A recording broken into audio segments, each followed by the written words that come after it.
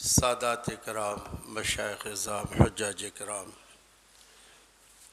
مصلیان مسجد، دور و دراز سے سماعت فرمانے والوں، السلام علیکم ورحمۃ اللہ وبرکاتہ۔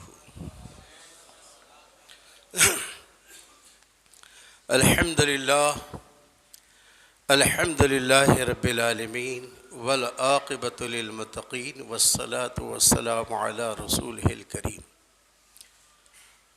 اما بعد، قال اللہ تعالی فی القرآن العظیم والفرقان الحمید، فاعوذ باللہ من الشیطان الرجیم، بسم اللہ الرحمن الرحیم۔ الا الذین آمنوا وعملوا الصالحات صدق اللہ مولانا العظیم وبلغنا رسولہ النبی الکریم۔ ان اللہ وملائکتہ یصلون علی النبی یا ایہا الذین آمنوا صلوا علیہ وسلموا تسلیما۔ اللہم صل علی سیدنا ومولانا محمد وعلی آل سیدنا ومولانا محمد وبارک وسلم صلاۃ وسلام علیک یا رسول اللہ صلی اللہ تعالی علیہ وآلہ وسلم۔ بگر دابے بلا افتاد کشتی، ضعیفان شکست رات پشتی۔ بحق خواجہ عثمان ہاروں، مدد کن یا معین الدین چشتی۔ غوث اعظم بمن بے سرو ساما مدد، قبلہ دی مدد کعبہ ایما مدد۔ قادریم نعرہ یا غوث اعظم زنم، دمز شیخ احمد رضا خان قطب عالم زنم۔ بلغ العلا بکمالہ، کشف الدجا بجمالہ، حسنت جمیع خصالہ، صلوا علیہ وآلہ۔ یا الہی رحم فرما مصطفیٰ کے واسطے، یا رسول اللہ کرم کیجئے خدا کے واسطے۔ مشکلیں حل کر شہ مشکل کشا کے واسطے، کربلائیں رد شہید کربلا کے واسطے۔ قادری کر قادری رکھ قادریوں میں اٹھا، قدر عبد القادر قدرت نما کے واسطے۔ سایہ احسان علی سر پر رہے یارم مدام، سایہ جملہ مشائخ سر پر رہے یارم مدام، حضرت ابن علی شیر خدا کے واسطے۔ بارگاہ رسالت میں عشق و محبت کے ساتھ درود پاک کا ہدیہ پیش فرمایا، پر یا اللہم صلی علی سیدنا و مولانا محمد وعلی آل سیدنا و مولانا محمد وبارک وسلم۔ صلاۃ و سلام علیک یا رسول اللہ صلی اللہ تعالی علیہ وآلہ وسلم۔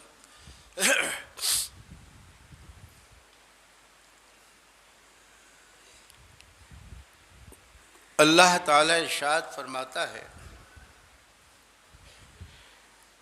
الا الذین آمنوا وعملوا الصالحات،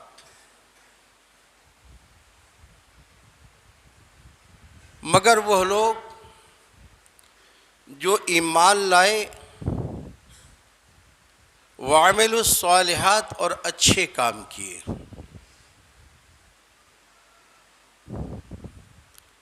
سورہ عصر کی اس ٹکڑے کے اندر،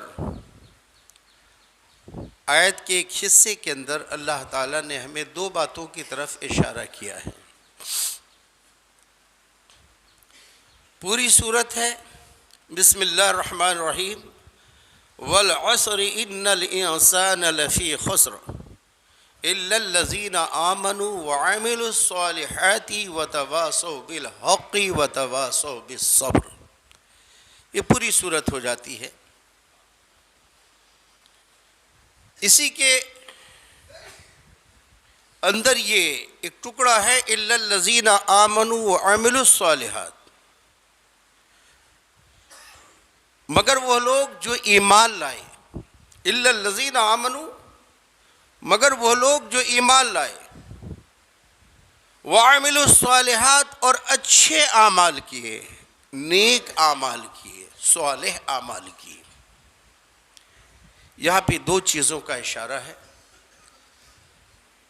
جس سے ہمیں سبق ملتا ہے کہ عمل صالح سے پہلے ایمان کا ہونا ضروری ہے. اسی لیے اللہ تعالیٰ نے اس کے 2 پارٹ فرمائے. پہلا پارٹ ایمان ہے اور پھر اس کا دوسرا پارٹ ہے عمل صالح. اگر ایمان نہیں، عمل صالح ہے تو بیکار ہے، تو پھر بیکار ہے. اور ایمان ہے، عمل صالح نہیں ہے، تو پھر ناکام ہے، وہ نامراد ہے وہ.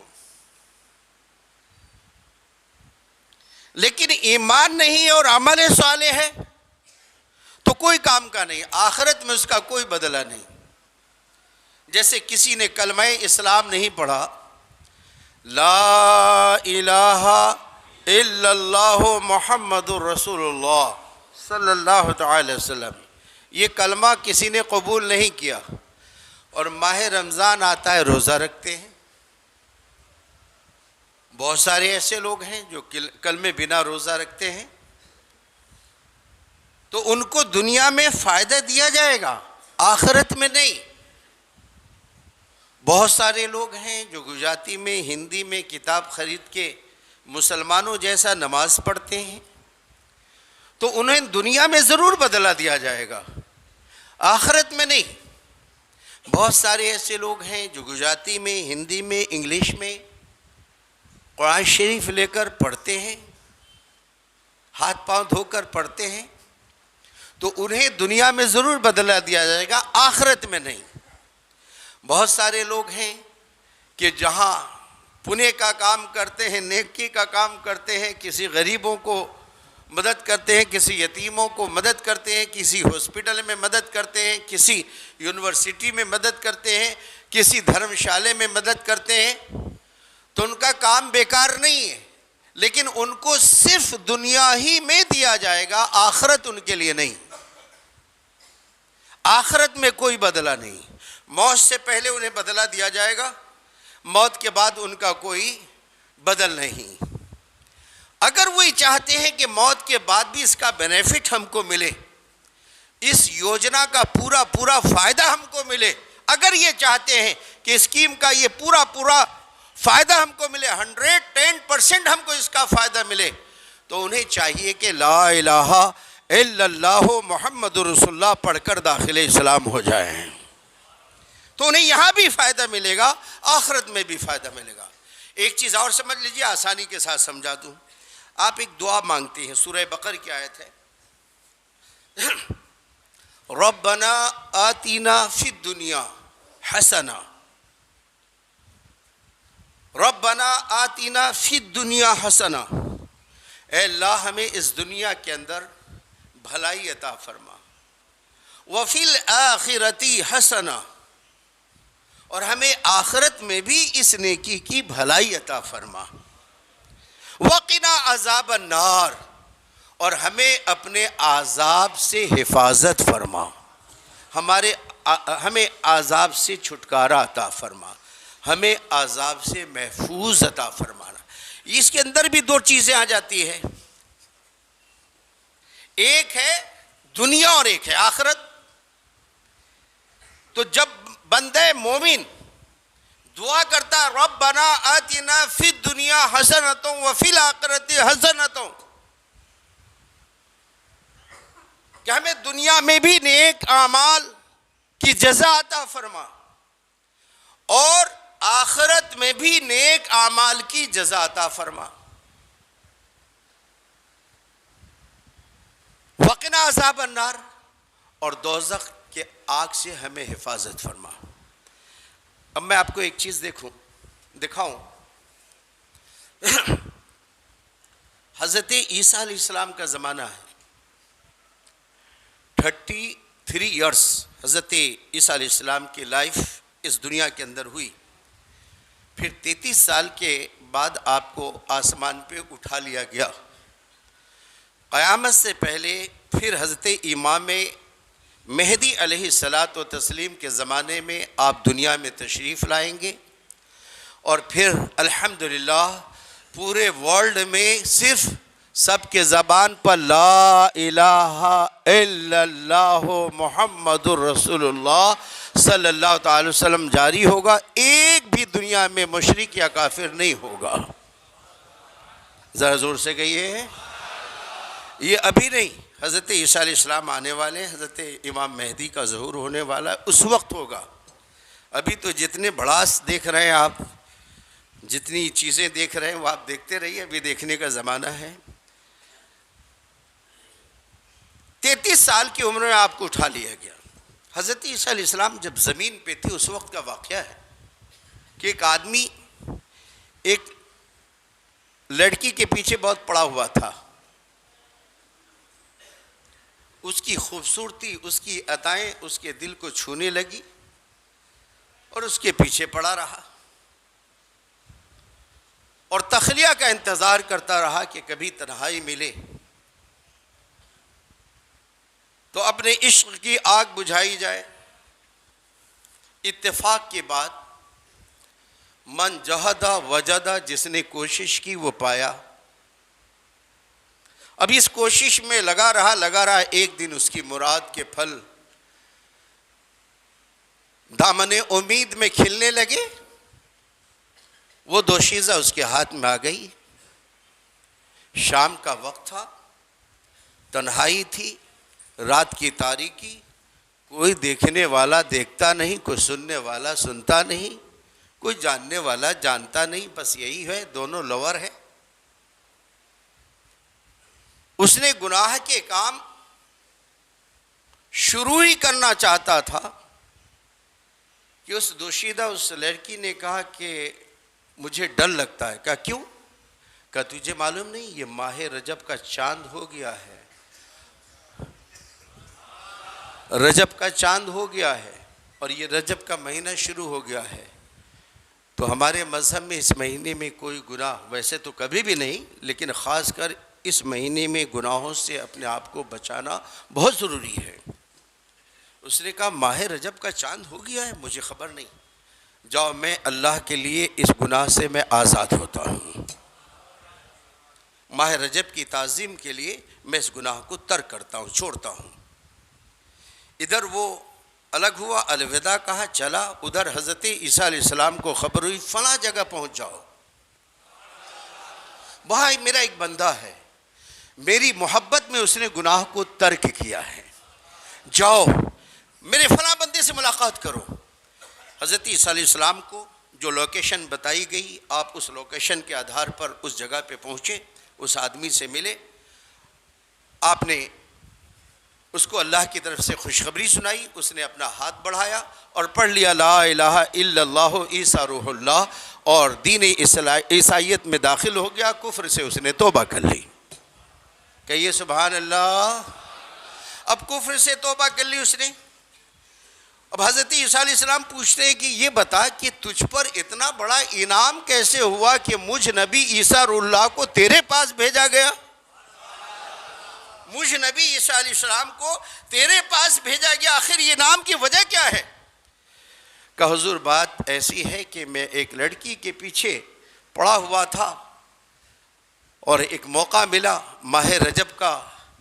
میں نے خوشخبری سنی، ماہ رجب کی خوشخبری سنی، تو میں نے اس گناہ کو اللہ کی رضا کے لیے چھوڑ دیا کہ جب یہ مالک کا مہینہ ہے تو ایسا کام نہیں کریں گے کہ اللہ کی بارگاہ میں جائیں تو ہم شرمندگی حاصل کریں، ایسا کام نہیں کریں گے. میں نے چھوڑ دیا، بس اتنا ہی ہے، یہی نیکی ہے میرے اندر، اور کوئی نیکی نہیں، یہی نیکی ہے.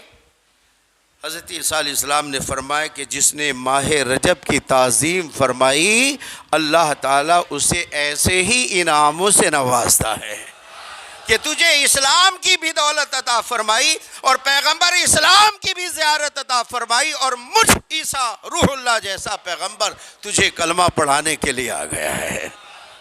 تو حضرات، انعام، کچھ چیزوں کا انعام ملتا ہے دنیا میں بھی ملتا ہے، اور کچھ چیزوں کا انعام ملتا ہے وہ دنیا اور آخرت میں دونوں میں ملتا ہے. ابھی آپ جگہ جگہ بورڈ دیکھتے ہوں گے، جیون کے ساتھ بھی جیون کے بعد بھی. ابھی پتہ کیسا زمانہ آ گیا یار، جگہ جگہ دیکھتے ہیں، کوئی پراوا کی ضرورت نہیں، لون لے لو، ہاؤس لون لے لو، کار لون لے لو، وائف لون لے لو، میرج لون لے لو. یعنی سود کا کاروبار اس طریقے سے بڑھتا جا رہا ہے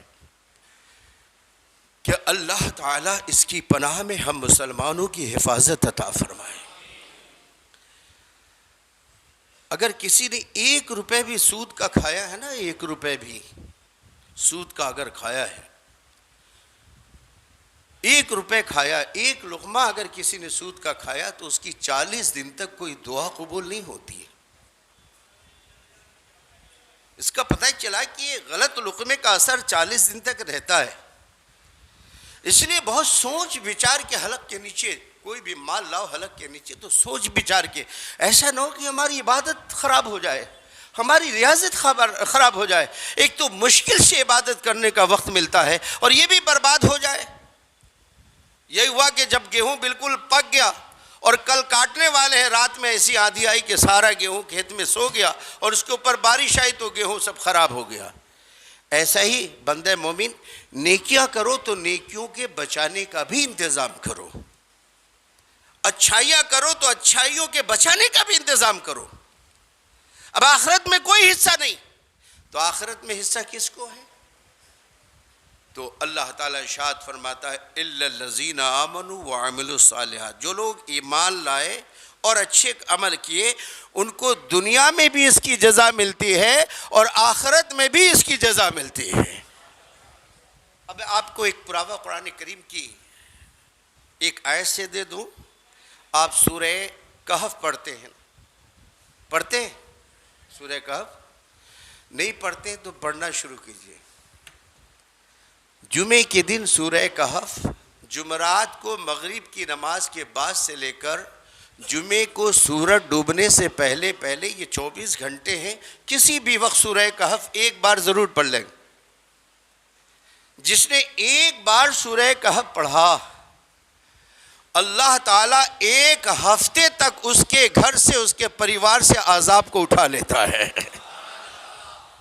اور اگر سورہ کہف پڑھنے والا اس ہفتے کے اندر انتقال کر جائے تو اللہ عذاب قبر سے حفاظت فرماتا ہے. اور سورہ کہف پڑھنے والا جب مرتا ہے تو قیامت تک اس کی قبر کو سرکشت کر دی جاتی ہے، بلٹ پروف کر دیا جاتا ہے. دجال وقت بھی اس کے قبر کو کوئی نقصان نہیں پہنچا سکتا ہے. اور اللہ تعالیٰ ہر طرح کے فتنوں سے اس کی حفاظت فرماتا ہے. تو سورہ کہف ضرور پڑھا کیجیے. سورہ کہف پڑھنے میں صرف 12 سے 15 منٹ لگتا ہے یار، اور پورے 1 ہفتے تک اس کا بینیفٹ ملتا ہے یار.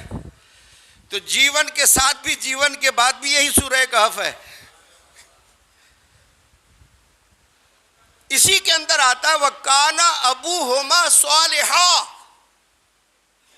حضرت خضر علیہ السلام ایک گرتی ہوئی دیوار کو دیکھ رہے ہیں، آپ نے ٹیک لگا کر اس کو سیدھا کر دیا. موسیٰ علیہ السلام نے فرمایا یہ کیا کیا آپ نے؟ یہ گاؤں کے لوگ اتنے کنجوس، مہا مکھی چوس کہ ہم جیسے لوگوں کو کوئی دعوت بھی نہیں دے رہا ہے، کھانے کا وقت کھانے کے لیے بھی نہیں پوچھ رہا ہے، اور آپ اس کی دیوار کو سیدھی کر رہے ہیں. تو حضرت خضر علیہ السلام نے ارشاد فرمایا اس دیوار کے اندر کچھ خزانے ہیں جو 7ویں پیڑھی کے داداؤں نے اپنے پوتے کے لیے رکھا ہے. اگر یہ دیوار گر جائے گی، خزانے لوٹ جائیں گے، یہ بیچارے 2 بچے جو یتیم ہیں اس سے محروم ہو جائیں گے. تو قرآن کریم میں آتا ہے کہ 7ویں پیڑھی کے دادا نے دیوار کے اندر خزانہ رکھ دیا تھا اور دعا کیا تھا کہ یا اللہ 7ویں پیڑھی میں جب میرا پوتا پیدا ہو، میرا وارث پیدا ہو تو اس امانت کو وہاں تک پہنچا دینا. اس لیے ہر 7 پیڑھی میں ہماری حالات بدلتی ہے. اگر آپ بالکل مالدار ہیں سب سے اوپر تو 7ویں پیڑھی تک آپ غریب ہو جائیں گے، اور 7ویں پیڑھی میں بالکل غریب ہیں تو دھیرے دھیرے آپ مالدار ہو جائیں گے، یہاں تک کہ 7ویں پیڑھی بالکل ہواؤں پہ اڑتا رہے گا. 7 کے چکر بڑے نرالے ہیں. آسمان 7، زمین 7، سمتیں 7. یہ 7 کے چکر، اب وقت نہیں کہ میں اتنا کھل کر بات کروں. تو یہ 7ویں پیڑھی کے دادا نے خزانہ رکھا اور حضرت خضر علیہ السلام کے ذریعے سے اس کی حفاظت کی، نیکی انہوں نے کی، اور پھل 7واں پوتا پا رہا ہے۔ کیا مطلب؟ اگر آپ اچھے ہیں تو نسل بھی آپ کی اچھی رہے گی۔ کہہ دو سبحان اللہ۔ اگر آپ چاہتے ہیں کہ ہماری نسل اچھی ہو، ہماری اولادیں اچھی ہو، ہماری نسل اچھی چلے، تو اچھے کاشتکار سے فصل اچھا ہوتا ہے اور اچھے پریوار سے نسل اچھا ہوتا ہے۔ اس لیے اپنے نسلوں کی حفاظت کرنا ہو تو خود اپنے آپ کی حفاظت کریں گے۔ تو اللہ تعالیٰ نے ہمیں ایمان کے ساتھ ساتھ نیک کام کرنے کی بھی توفیق عطا فرمائی ہے۔ اللہ تعالیٰ ہماری نیکیوں کو قبول فرمائے۔ کہتے ہیں آمین۔ اب ایک خوشخبری اور سناؤں۔ الحمدللہ 25 نومبر کو عمرہ کے لیے گیا تھا، 11 دسمبر کو آیا۔ ایک دعا کر کے آیا تھا کہ جب اب کبھی اگلی بار بلانا تو اے اللہ مجھے رجب شریف کے مہینے میں بلانا۔ کہہ دیجئے سبحان اللہ۔ تو الحمدللہ 22 جنوری کو پھر عمرہ کے لیے جا رہا ہوں، اور 9 فروری کو انشاءاللہ آپ کی خدمت میں واپس آؤں گا اگر زندہ رہا تو، ورنہ میری تمنا ہے موت مدینے کی ملے۔ اسی نیت سے جاتے ہیں۔ الحمدللہ یہ 9ویں بار جانا ہوگا۔ اللہ تعالیٰ کرم فرمائے، ہمارے سفر کو قبول فرمائے۔ لیکن ایک چیز یاد رکھیں، اللہ کا گھر ہے، میں اپنے نمازیوں کو کبھی دعا میں بھولتا نہیں ہوں۔ ہمارے نمازی بھولے تو بھولے، لیکن ہم اپنے نمازیوں کو، یہاں تک کہ جو زندہ ہیں، جنہوں نے ایک وقت کی بھی نماز میرے پیچھے ادا کی ہے اس 33 سال کی امامت کے اندر، اگر کوئی انتقال کر گئے تو ان کی بھی مغفرت کے لیے دعا کرتا رہتا ہوں۔ اللہ تعالیٰ قبول فرمائے اور دعا فرمائے اللہ تعالیٰ میرے سفر کو قبول فرمائے، اور جہاں جہاں ہم امت مسلمہ کے لیے دعا کریں اللہ تعالیٰ ہماری دعاؤں کو قبول فرمائے۔ انشاءاللہ 22 جنوری کو یہاں سے روانگی ہوگی۔ السلام علیکم ورحمۃ اللہ وبرکاتہ۔